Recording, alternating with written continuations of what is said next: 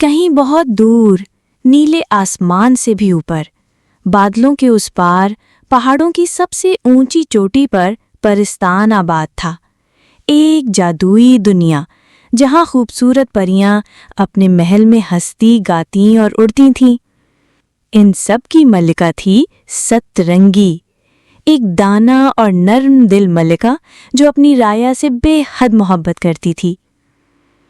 ملکہ کی خاص اور فرمانبردار مشیر تھی فریسا، ایک سبز لباس میں ملبوس، خوبصورت، ہوشیار اور ہمدرد پری، جس کے پروں پر ہلکے ہلکے سنہری دائرے تھے، جو اس بات کی نشانی تھے کہ وہ بھی شاہی خاندان سے تھی۔ مگر ہر کوئی اس سے خوش نہ تھا۔ محل میں روزینہ نامی گلابی لباس میں ایک پری رہتی تھی، ملکہ کی بیٹی۔ وہ چاہتی تھی کہ وہی اگلی ملکہ بنے، لیکن اسے ڈر تھا کہ اگر فریسا نے آزمائش پاس کر لی تو پرستان کی تاج پوشی کا حق شاید اسے نہ ملے۔ اسی لیے وہ چھپ کر ایک چڑیل سے ملی اور منصوبہ بنایا۔ ایک دن ملکہ نے سب کے سامنے اعلان کیا، جو بھی شاہی خون رکھتی ہے اسے ملکہ بننے سے پہلے 3 آزمائشیں دینی ہوں گی: دل، دماغ اور ہمت کا امتحان۔ فریسا نے سر جھکا کر ادب سے کہا، میں تیار ہوں ملکہ عالیہ۔ روزینہ چپ رہی، لیکن دل میں چالاکی کی آگ جل رہی تھی۔ فریسا کو ایک اندھیرے جنگل میں بھیجا گیا، جہاں ایک خوفناک اژدہا غصے سے زمین پھاڑ رہا تھا۔ فریسا ڈری، لیکن رکی نہیں۔ جیسے ہی وہ قریب پہنچی، اسے اندازہ ہوا کہ اژدہا زخمی ہے۔ اس کی آنکھ میں کانٹا چبھ گیا تھا۔ فریسا نے آہستہ سے اس کی آنکھ صاف کی، زخم پر پٹی لگائی۔ اژدہا نے فریسا کا شکریہ ادا کیا اور ہوا میں غائب ہو گیا۔ ملکہ کے آئینے میں یہ سب نظر آ رہا تھا۔ وہ مسکرائی اور بولی، یہ ہے سچی بہادری، ڈر کے باوجود کسی کی مدد کرنا۔ اگلا امتحان ایک ویرانے میں تھا، جہاں ایک بستی آباد تھی جس میں بونے جیسے چھوٹے چھوٹے لوگ رہتے تھے۔ وہ کمزور تھے، تھکے ہوئے تھے اور ان کی پوری فصل جل چکی تھی۔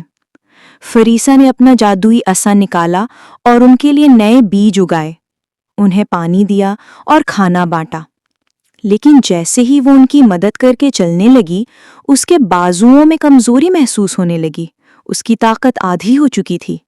وہ سمجھ گئی کہ ان کی مدد کی قیمت میری اپنی طاقت ہے، مگر میں کبھی پچھتاوے سے نہیں جینا چاہوں گی۔ وہ آہستہ آہستہ چلتی رہی۔ آخری امتحان تھا، ایک وادی جہاں 2 بڑے پہاڑوں کے درمیان لاوے کا دریا بہہ رہا تھا۔ اس دریا کے پار ایک سنہرا درخت کھڑا تھا، جس کی شاخ پر سنہری پر لٹک رہا تھا۔ یہی پر وہ نشان تھا جو صرف سچی ملکہ کو دیا جاتا تھا، اور اس میں پرستان کی سب سے بڑی طاقت چھپی تھی۔ مگر اس تک پہنچنے کے لیے ایک بڑی چھلانگ درکار تھی، لاوے کے اوپر سے۔ فریسا نے اپنی آنکھیں بند کی، سانس لیا اور پوری قوت سے چھلانگ لگا دی۔ وہ ایک پل کے لیے ہوا میں معلق تھی اور پھر کامیابی سے دوسرے کنارے پر اتر گئی۔ لیکن تبھی چڑیل، جو روزینہ کی حکم پر چھپ کر پیچھے آئی تھی، اس نے بھی چھلانگ لگائی، لیکن پوری نہ ہو سکی اور وہ لاوے میں گرنے لگی۔